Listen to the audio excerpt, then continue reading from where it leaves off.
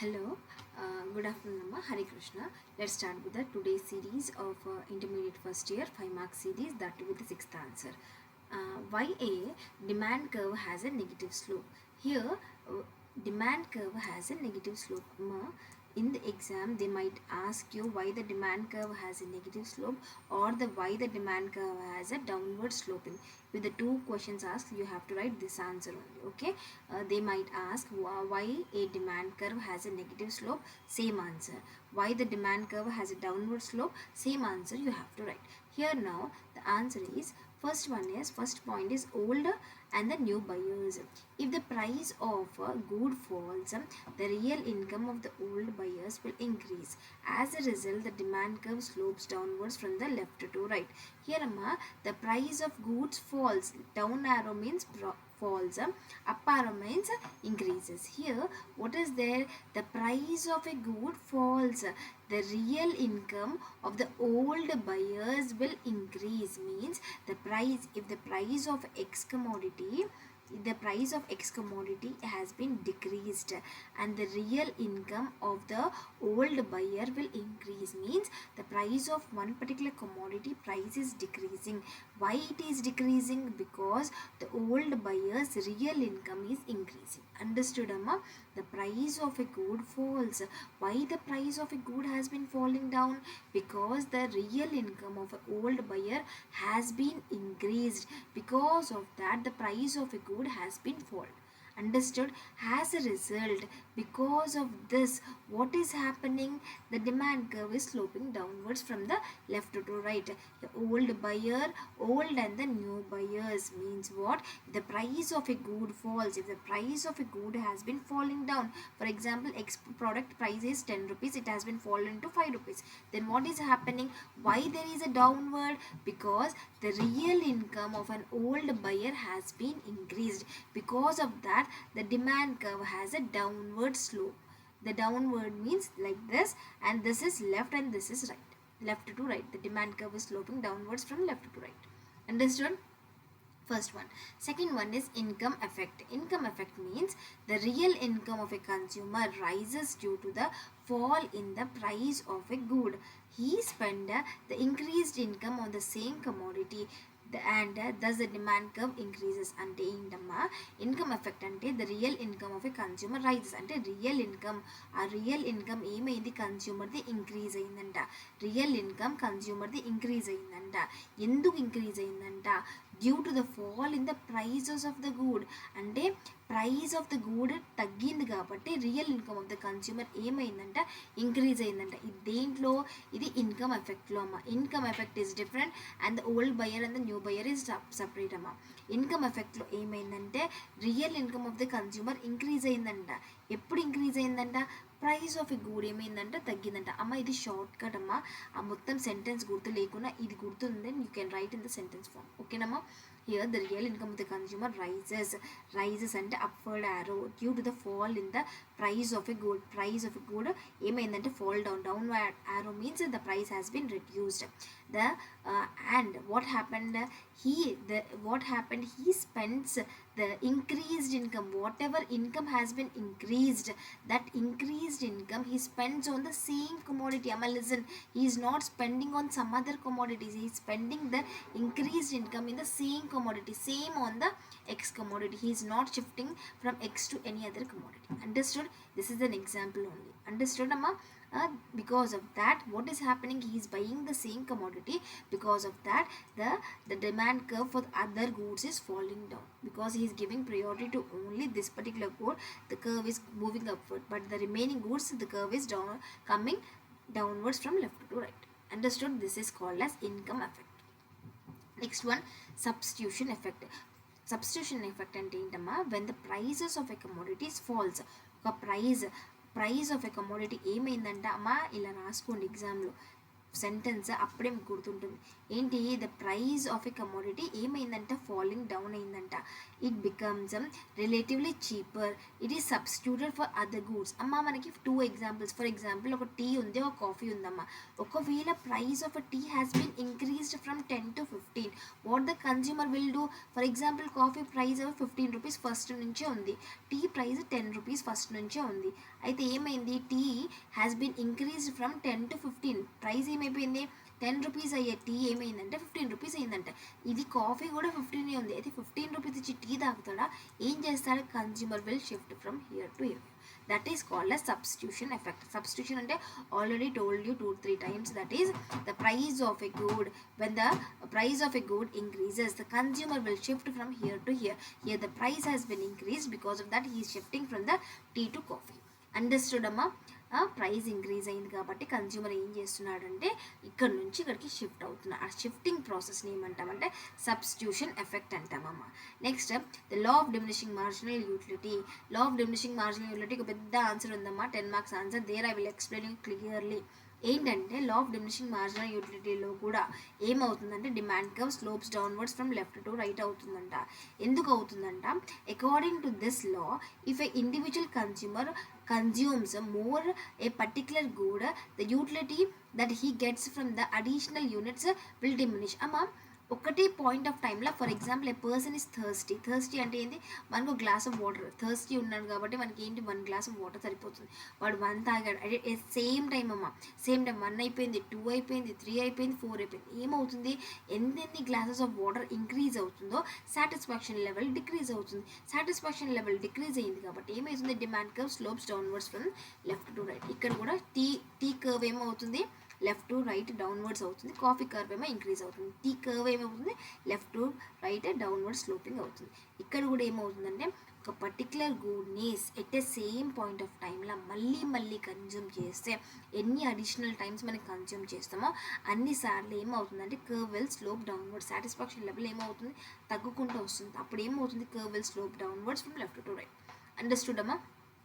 Next multiple uses of a commodity. Multiple uses of a commodity అంటే there are some commodities which have multiple uses. For example అమ్మ కొన్ని items ఉంటాయి, అవి మనం దేనికి use చేయలేం, ఒక పర్టికులర్ దానికోసం యూజ్ చేయొచ్చు, ఇంకా వేరే దానికి దేనికి పనికిరావు. అయితే ఫర్ ఎగ్జాంపుల్ ఇక్కడ ఏంటంటే మిల్క్ ఉంది, ఓన్లీ మిల్క్ అయినా టీ చేసుకోవచ్చు, స్వీట్స్ చేసుకోవచ్చు, కర్డ్ చేసుకోవచ్చు, ఏమైనా చేసుకోవచ్చు. కూల్ డ్రింక్స్ కూడా ఎన్నో వెరైటీస్ కూల్ డ్రింక్స్ ఉన్నాయి. మళ్ళీ తర్వాత ఏముంది, ఎలక్ట్రిసిటీ అంటే ఓన్లీ లైటింగ్ పర్పస్ అయినా ఫ్యాన్స్, ఎలక్ట్రిక్ ఐటమ్స్ ఏవేవో యూజ్ చేసుకుంటాం. అంటే వీటిని ఏమంటామంటే మల్టిపుల్ యూజ్ కమోడిటీస్ అంటాం. ఎప్పుడైతే మార్కెట్లో మల్టిపుల్ యూజ్ కమోడిటీస్కి డిమాండ్ పెరిగిందనుకో, they are some commodities which has a multiple uses. ఆ మల్టిపుల్ యూజెస్ కమోడిటీకి ఏమవుతుందంటే డిమాండ్ పెరిగిందనుకో, సింగిల్ యూజ్ కమోడిటీకి ఏమవుతుంది, డిమాండ్ తగ్గిపోతుంది. అదే ఏమన్నారంటే మల్టిపుల్ యూజ్ కమోడిటీ ఏమో కర్వ్ అప్వర్డ్ స్లోపింగ్ అవుతుంది, సింగిల్ యూజ్ కమోడిటీకి ఏమవుతుందంటే కర్వ్ డౌన్వర్డ్ స్లోపింగ్ అవుతుంది. సింగిల్ యూజ్ కమోడిటీ ఈ పర్టికులర్ ప్రోడక్ట్ ఈ పర్టికులర్ దానికోసం యూజ్ చేయొచ్చు, ఇంకా దేనికి యూజ్ చేయలేం. దీన్ని ఏమంటామంటే సింగిల్ యూజ్ కమోడిటీ అంటే single use goods have less demand, multiple use commodities have high demand. అర్థమైందా? దీనికేమో కర్వ్ విల్ స్లోప్ అప్వర్డ్స్, దీనికేమో కర్వ్ విల్ స్లోప్ డౌన్వర్డ్స్. అండర్స్టూడమ్మా? This is also important for the 5 marks answer. Example, don't get confused. They might ask why the demand curve has a negative slopes, or they may ask why the demand curve has a downward slope. ఇదే answer and 5 points ఉన్నాయి. Old and new buyers, income effect, substitution effect, law of diminishing marginal utility, and the multiple uses of commodity. Understood amma? Any doubts, comment me in the comment box.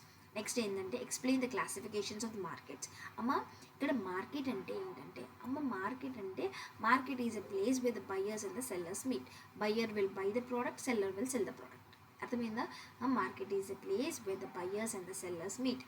Buyers will buy the product, sellers will sell the product. అర్థమైందా?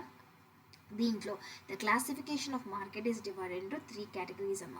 3 categories ఏంటంటే on the basis of time, on the basis of area, on the basis of competition. ఇక్కడ ఏమైందంటే time basis again divided into 4 types. Very short period market, long period market, local market. ఇవేంటంటే on the basis of time basis పైన market is divided into very short period, long period and local market. ఇక్కడ వచ్చేసి on the basis of ఏరియాలో national market, international market. అమ్మ national market, international market.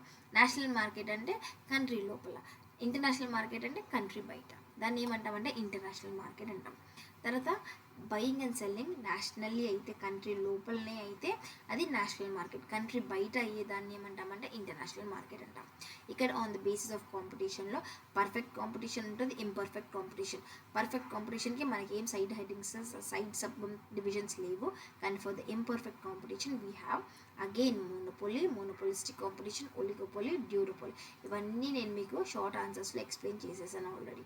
Mono means what, monopolistic competition అంటే ఏంది, oligopoly అంటే ఏంది, duopoly అంటే ఏంటి, already I have explained you this in the 2 marks answers. Understood amma? Market is classified into 3 broad categories. One is on the basis of time, on the basis of area, and on the basis of competition. Very short period market, long period market, local market. తర్వాత national market, international market. తర్వాత perfect competition. ఇంకొకటి ఏంటంటే imperfect competition. Again this imperfect competition is divided into monopoly, monopolistic competition, oligopoly, duopoly. Understood అమ్మా? దీంట్లో local market ఇక్కడ వస్తుందమ్మా. Local market, national market, international market 3 comes under one category. This 3 comes under one category, and this perfect and imperfect comes under one category, where again this imperfect competition is divided into 4 types, that is monopoly, monopolistic competition, oligopoly, and duopoly. Understood amma? Market is divided into 3 types. One is on the basis of time, on the basis of area, and on the basis of competition. On the basis of time, very short period, long period. And on the basis of area, local market, local areas lo.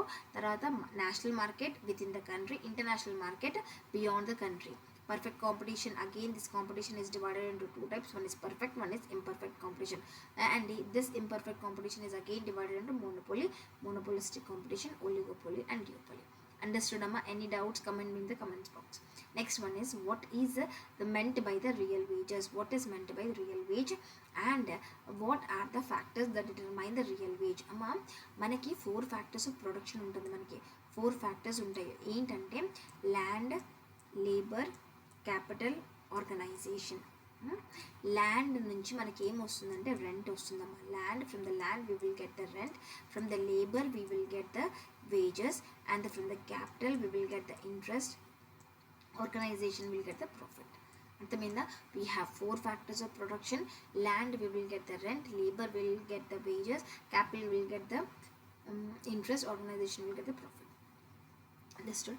Real wage refers to the purchasing power of money, wages received by the labor.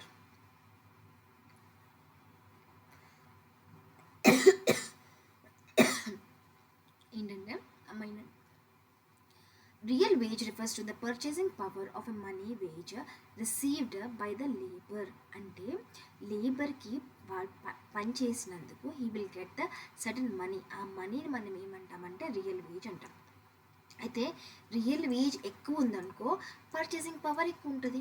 Real veg తక్కువ ఉందనుకో purchasing power కూడా ఏముంటుంది, తక్కువ ఉంటుంది. అర్థమైందా? ఏంటి meaning అంటే real wage refers to the purchasing power of the money wage received by the labour. Labour ఎంత పని చేస్తున్నాడో ఆ పనికి మనకి ఇచ్చే అమౌంట్ని మనం ఏమంటాం, వేజెస్ అంటాం. వేజెస్ హై ఉన్నప్పుడు పర్చేసింగ్ పవర్ హై ఉంటుంది, వేజెస్ లో ఉన్నప్పుడు పర్చేసింగ్ పవర్ లో ఉంటుంది. ఎవరికి ఉంటుంది? లేబర్కి ఉంటుంది. అంతే, ఇంకేం లేదు. What is meant by real wages? What are the factors that determine the real wage అంటే real wage refers to the purchasing power of money, wages received by the labour. Purchasing పవర్ని డిసైడ్ చేస్తుంది. ఎవరికి? లేబర్కి. ఎవరు decide చేస్తాడు? Real veg decide చేస్తుంది. అంతే, ఇంకేం లేదు. దాంట్లో determine the real wage. Real wage దేనిపైన డిపెండ్ అయి ఉంటుంది అంటే ప్రైస్ లెవెల్ పైన డిపెండ్ అయి ఉంటుంది. Purchasing power of money determines the real wage. Purchasing power of money depends upon the price level. ఆ పర్చేసింగ్ పవర్ దేనిపైన డిపెండ్ అయి ఉంటుంది? ప్రైస్ లెవెల్ పైన డిపెండ్. ప్రైస్ ఎక్కువ ఉందనుకో he will buy less commodities. If the price is normal he will buy maximum commodity. If the price is very less for some commodities, what he will do? He will buy more and more. అర్థమైందా? Price level plays a key role. Purchasing power of money determine the real wage. ఆ purchasing power ఏం చేస్తుందంటే determine చేస్తుందంట. దేనికి determine చేస్తుందంట? Price level, real వేజ్కి determine చేస్తుందంట. The purchasing power of money depends upon the price level. Purchasing power దేనిపైన depend అయ్యి ఉంటుందంటే ప్రైస్ లెవెల్ పైన డిపెండ్ అయ్యి ఉంటుంది. ఇంకేం రాయకండి, purchasing power is dependent on the price level. అర్థమైందా? Methods of payment. Besides the money wages, labour gets certain additional facilities provides by the management like free housing, education, medical etcetera. మనకి కొన్ని government organisations ఉంటాయి. ఇవి కాకుండా private organisations కూడా ఉంటాయి. Government organisations ఏం చేస్తాయంటే వాళ్ళ ఎంప్లాయీస్కి హౌసింగ్ ఫెసిలిటీస్ ఇస్తారు. మళ్ళీ ఎక్కడికైనా 1 ఇయర్లో 1 టైం ఎక్కడికైనా విత్ ఇన్ ద కంట్రీ తిరగడానికి ఏం చేస్తాడంటే ట్రిప్ ప్లాన్ చేస్తాడు. అంటే వాళ్ళకి టికెట్స్ సబ్మిషన్ చేస్తే government will pay on behalf of that particular person. తర్వాత ఏముంటుంది? హౌసింగ్ ఫెసిలిటీ ఉంటుంది, మెడికల్ ఫెసిలిటీ ఉంటుంది, స్కూల్స్ ఫెసిలిటీ ఉంటాయి, హాస్టల్ ఫెసిలిటీ ఉంటాయి, ఎల్ఐసి ఉంటుంది. అలాంటి కొన్ని ఫెసిలిటీస్ ఇస్తారు. అంటే other than the wages the management will provide extra facilities for the labours. ఏంటి దాన్ని ఏమంటామంటే మెథడ్స్ ఆఫ్ పేమెంట్ అంటాం. అది ఫ్రీ హౌసింగ్ ఉండొచ్చు, ఎడ్యుకేషన్ ఉండొచ్చు, హాస్టల్ ఉండొచ్చు, మెడికల్ ఫెసిలిటీస్ ఉండొచ్చు, ఇంక ఏ ఫెసిలిటీస్ అయినా ఉండొచ్చు. అలానే ప్రైవేట్ ఆర్గనైజేషన్స్ ఉన్నాయనుకో, పికపింగ్ అండ్ డ్రాపింగ్ పెట్టుకున్నారు. ఎందుకు పెట్టుకున్నారు పికపింగ్ అండ్ డ్రాపింగ్? వాళ్ళ ఎంప్లాయీస్కి సఫకేషన్ కాకుండా, వాళ్ళ ఎంప్లాయీస్కి లేట్ వెళ్ళకుండా సేఫ్గా వెళ్ళడానికి, అంటే అలాంటి ఫెసిలిటీస్ ప్రొవైడ్ చేస్తున్నారు. అవి కూడా దీంట్లో వస్తుంది, మెథడ్స్ ఆఫ్ పేమెంట్. అర్థమైందా? Next one is regulating the employment. Regularity of employment. Real wages demand on the regularity of the employment. If the job is permanent, regularity అంటే కంటిన్యూషన్ ఆఫ్ ఎంప్లాయ్మెంట్ ఉంటే the real wages demand on a regularity of employment. If a job is permanent, ఒకవేళ ఒక లేబర్ది job permanent ఉందనుకో, his real wage will be high. వాంది real wage ఏముంటుందంటే, permanent employment ఉంటే real wage high ఉంటుందంట, and the money wage low ఉంటుందంట. Real wage ఏమో హై ఉంటుందంట, మనీ వేజ్ ఏమో లో ఉంటుందంట. Regularity of the payment plays a key role where the employment is on a permanent basis పైన ఉంటే real wage high ఉంటుంది, money wage low ఉంటుంది. అదే టెంపరీ ఎంప్లాయీ ఉంటే, టెంపరీ లేబర్ ఉంటే, అప్పుడు రియల్ వేజ్ ఏమో లో ఉంటుంది, మనీ వేజ్ ఏమో హై ఉంటుంది. అర్థమైందా? Regularity of employment. దీంట్లో 2 types ఆఫ్ ఎంప్లాయ్మెంట్ ఉంటుంది. One is permanent employment, one is temporary employment. Permanent ఎంప్లాయ్మెంట్లో ఏముంటుందంటే రియల్ వేజ్ హై ఉంటుంది, మనీ వేజ్ లో ఉంటుంది. అదే టెంపరీ దాంట్లో రియల్ వేజ్ ఏమో లో ఉంటుంది, మనీ వేజ్ ఏమో హై ఉంటుంది. అర్థమైందా?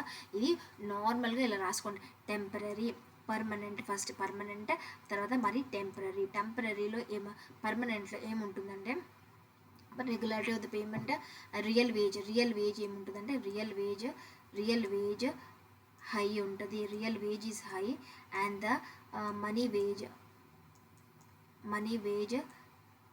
Veg is low. అర్థమైందా? సేమ్ దీని ఆపోజిట్ ఇక్కడ ఏంది? రియల్ వేజ్ ఏమో లో ఉంటుంది, మనీ వేజ్ ఏమో హై ఉంటుంది. అర్థమైందా? ఆన్సర్స్ని సెంటెన్స్ లాగా కాకుండా ఇలా గుర్తుపెట్టుకోండి అమ్మా, ఈజీగా అర్థమవుతుంది. అర్థమైందా? రెగ్యులారిటీ ఆఫ్ ఎంప్లాయ్మెంట్ 2 ఉంటాయి, one is permanent, one is temporary. దీంట్లో రియల్ వేజ్ హై ఉంటుంది, దీంట్లో మనీ వేజ్ లో ఉంటుంది. సేమ్ అలానే టెంపరీ దాంట్లో real wage is low, money wage is high. అర్థమైందమ్మా? ఇలా గుర్తుపెట్టుకుంటే ఈజీగా గుర్తుపెట్టుకోవచ్చు.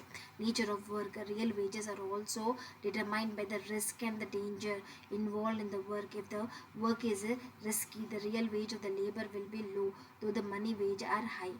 అంటే ఫర్ ఎగ్జాంపుల్ దీంట్లో ఏముందంటే, నేచర్ ఆఫ్ వర్క్ అంటే ఎంత రిస్క్ ఎక్కువ ఉంది, ఎంత రిస్క్ తక్కువ ఉంది, దానిపైన కూడా మనకి వేజ్ డిపెండ్ అయ్యి ఉంటుంది.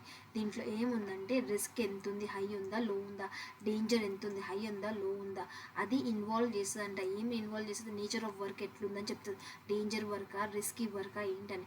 The work is risk, real veg for the labour will be లో. అంటే ఒకవేళ వర్క్ రిస్కీ వర్క్ ఉంటే రియల్ వేజ్ లో ఉంటుంది. అంటే ఇక్కడ ఏమన్నామో రియల్ వేజ్ ఏమో లో ఉంటుందంట, real wages low, where has money wages high. ఎప్పుడైతే nature of work depends upon the risk and the danger, దీంట్లో రియల్ వేజెస్లో where has money wages high. అంతే, ఇంకేం లేదు. ఎగ్జాంపుల్స్ ఎట్లాంటి జాబులు అంటే, మనకి క్యాప్టెన్ ఉంటాడు షిప్లో, సబ్మెరైన్లో, రిస్క్ డేంజర్ జాబ్ కదా, అలాంటి జాబ్. నాసాలో ఆస్ట్రోనాట్స్ పోతుంటారు, రిస్క్ ఎంత ఉంది? అలాంటి జాబ్స్ అర్థమైనా. రిస్క్ ఇంకా డేంజర్ ఎక్కడైతే ఎక్కువ ఉంటాయో ఆ దాంట్లో రియల్ వేజెస్లో and the money wages high. తర్వాత కండిషన్ ఆఫ్ వర్క్, ఎలాంటి కండిషన్లో వర్క్ చేస్తున్నారు. The working conditions also determine the real wage of the labour. Suddenly results high real wages. అంటే వాళ్ళకి వర్కింగ్ కండిషన్స్ ఎలా ఉన్నాయి, ప్రాపర్ వెంటిలేషన్ ఉందా, ప్రాపర్ చైర్ సిస్టమ్ ఉందా, ప్రాపర్ లైటింగ్ ఉందా, ప్రాపర్ వాటర్ ఉందా, ప్రాపర్ శానిటేషన్ ఫెసిలిటీస్ ఉన్నాయా, అవన్నీ చెక్ చేసేదాన్ని కండిషన్ ఆఫ్ వర్క్ అంటారు. లేబర్ అంటే ఓన్లీ వచ్చాడా, పని చేశారా, వెళ్ళిపోయారా కదమ్మా, వాళ్ళకి కొన్ని బేసిక్ ఫెసిలిటీస్ ఉంటాయి. ఆ ఫెసిలిటీస్ కూడా ఎవరు ప్రొవైడ్ చేయాలంటే ఎంప్లాయర్ ప్రొవైడ్ చేయాలి ఎంప్లాయీకి. Employer should provide the facilities to the employee. అర్థమైందా? అప్పుడే టూ సైడ్స్ నుంచి ప్రాఫిట్స్ వస్తాయి. Understood? These are the factors that determine the real wage. This is also important answer for the 5 marks amma. Okay na? This is also important for the 5 marks. Understood? Please like and share and subscribe to my channel, and next I will do the continuation in the next.